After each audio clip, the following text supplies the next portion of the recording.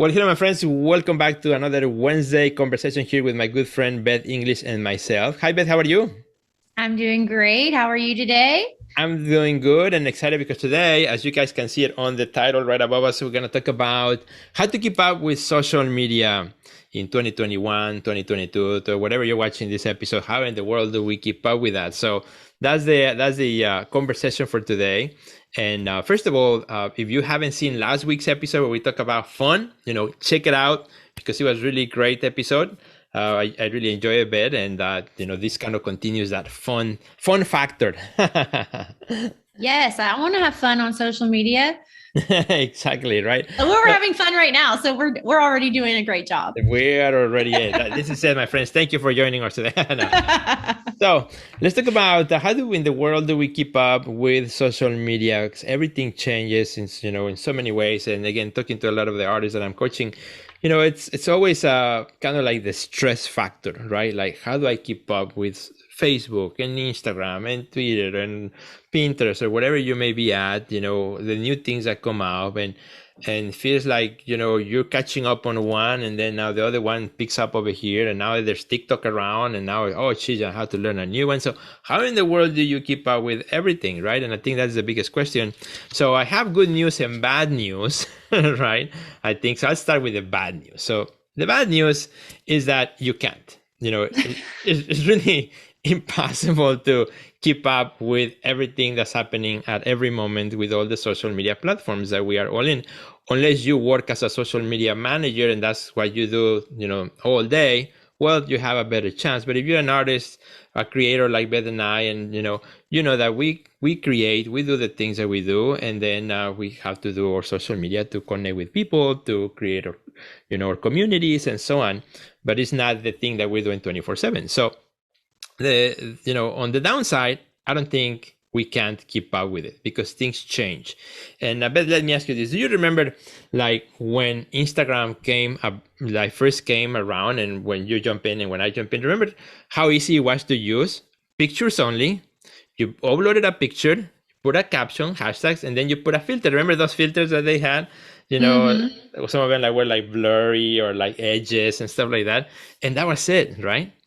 Now think about, where are we at right now? How many Hmm. features are just for example, in the stories, and then the reels, and then, right? I mean, how do you feel about that? I was just talking about this morning. Just when when did everything just get so complicated? Right? And it's very draining because there's this pressure to create like comparing ourselves to everyone online as well. It's just like it's too much. Like we were not put on this earth Mm-hmm. to have to keep up with social media, right? So Right. who are we as humans? And like, then let's work through it. Like, how do we want to communicate with the world? So I would love to hear some your tips today because it definitely is something I'm always thinking about how to Right. optimize so that I can be strategic and effective and Right. still create connections and communicate with the people that matter most. So Right. Absolutely. A way in which I was talking about this with a friend, there's like, social media is like each social media company is like they put a carrot in front of us, right? So we're chasing the carrot, and it seems like now they're running faster. So we have to run faster in order to catch the carrot. So it becomes impossible. So that's the bad news, right? And I think we all, as you expressed it really well, Beth, that we all have been there and are there. It's just too much. So with any bad news, I think there's also good news. The good news is that we don't have to, as you just said, we don't have to know every single little detail, every single little button, every little single thing that changes or happens on every single platform. I think what we need to be doing and what can ease up that pain and that hustle and that kind of stress is to look at each platform and say, okay, out of everything that they have, which are the things that matter most right now, right? Because the things that matter most for each platform, those are the things that they're going to give more push. Therefore, I'm going to get more organic reach for my effort, right?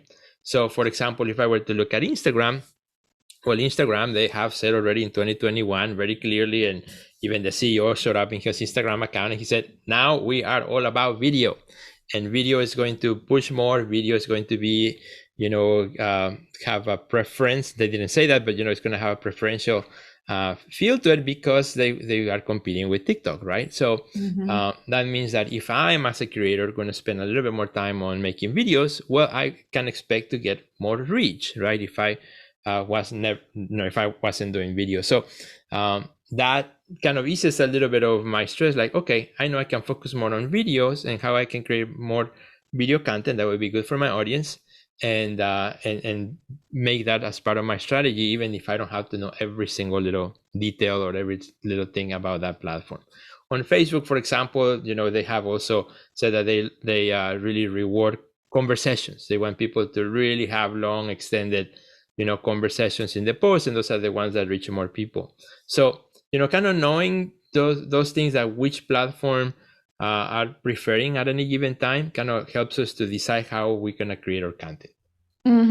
That's really great. I think that helps us kind of clear away what we don't need to focus on, and then like bring up what it is that's most important to us. I know it's also important to know your audience. Right. Where are they hanging out? Thanks. And use the platforms that your audience is going to be on. For example, I used to use Twitter a long time ago, but I don't really use Twitter anymore. So that's not really where my audience is. So I'm not going to be using it.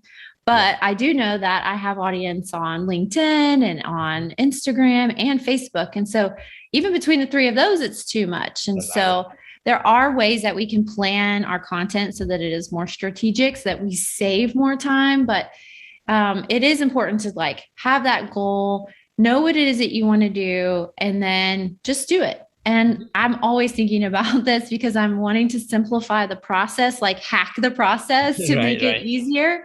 And I'll let you know when I come up with the perfect formula. Well, and that's actually kind of my next point, because once you find a formula that you think it fits, well, guess what? They're going to change the rules. Now the carrot is going to be going in the opposite direction. So the kind of like my second point on this is don't fall in love with a way in which you do something in social media, because guess what's going to change?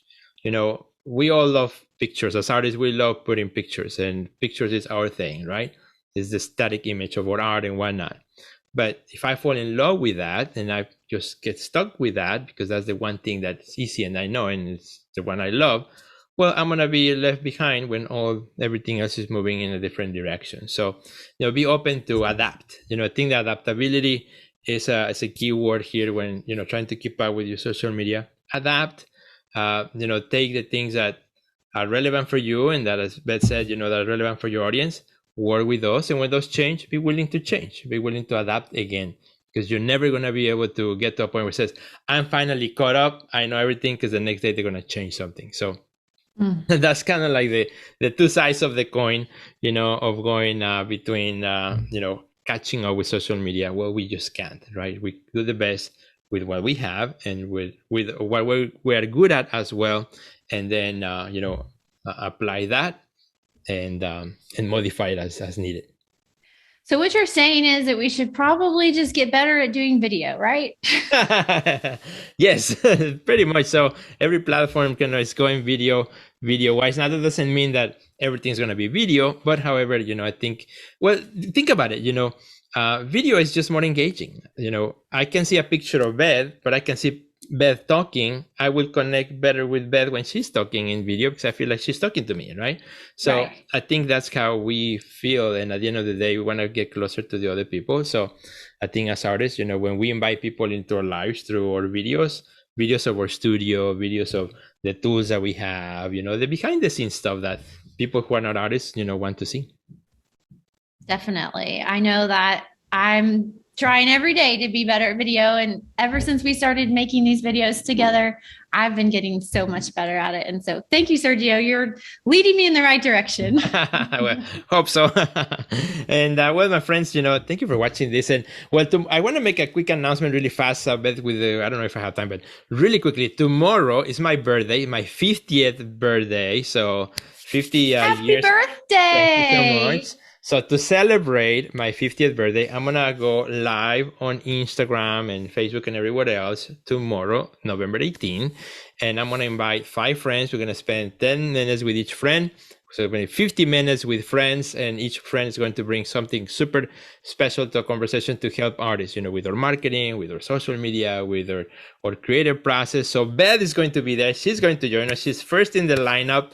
So 12 p.m. Chicago time, live on Instagram, Facebook, whatever you're watching this, that's where we'll be here. And I want to invite everybody, come up to my birthday bash, 50th, and it's going to be fun. All right. I'm so excited for that. And you guys make sure that you put it on your calendar to show up and watch the live, because I know it's going to be a great time. And I don't know who your other guests are, but I'm sure it's going to be awesome. So it's going to be good. It's going to be good. So Beth, where can our friends find you? Oh, on Instagram, on Facebook. You can find me in Nashville, Tennessee. That's where I am too. You can go to my website at bethenglish.com, read my blogs, watch my videos. My YouTube has lots of great videos on there too. I would love to connect with you guys. So if you've enjoyed watching these videos and you want to get to know me a little bit better, then hey, head over to my profile and just click message, and I would love to connect with you. So absolutely. Super. Thank you. What about you, Sergio? Well, just you guys go to your birthday party, right? My birthday parties. You can find me everywhere on YouTube, Facebook, Instagram, Sergio Gomez Art, and it should be really fun. I think LinkedIn will try to go live there too. So it'll be great. So hope to see you guys tomorrow. Have a great rest of your day. Thank you, Beth. Good to see you. See you tomorrow. Okay, I'll be there. Bye. Bye.